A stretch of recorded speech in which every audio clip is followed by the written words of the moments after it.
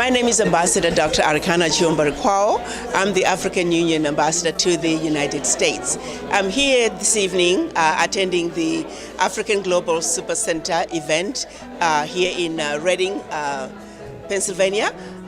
This is being hosted by our dynamic African diaspora from all over the continent. I'm here in particular to share with the diaspora the vision for the African Union to mobilize its African diaspora to participate in the development of Africa. As you all might know, the brain drain that has occurred over the years in Africa has got to be reversed. Africa is a continent with everything and anything the world needs. The only ingredient that is missing for Africa to take its rightful place on the world stage are its children in the diaspora. The capacity that Africa needs to build the Africa that we want is in the African diaspora. So I'm here as part of my mandate to mobilize the African diaspora and let them know that the 55 African heads of states are calling on Africa's children. African diaspora, according to the African Union, are all people of African descent living outside Africa. African Americans, yes, you are an African diaspora. Born in the Caribbean, yes, you are an African diaspora. Latino, Afro-Latino, yes, you are an African diaspora. My African heads of states, our African heads of states are calling you to come back home and participate in the development of your Africa. So today, we've had an amazing day.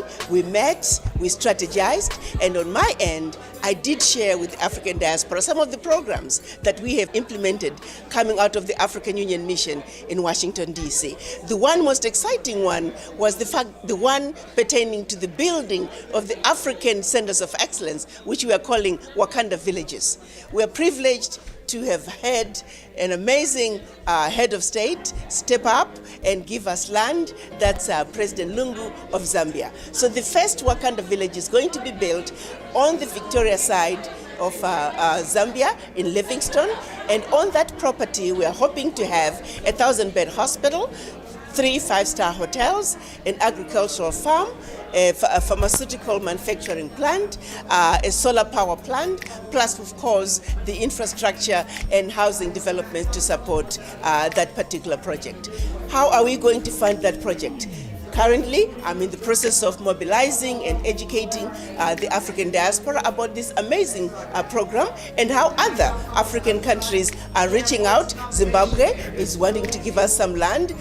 The ambassador to Ghana is also telling me that Ghana is ready to give the diaspora land. There's a governor in Kenya who's also ready to give the diaspora land. So the land is there. Land is not a problem. The issue is financing.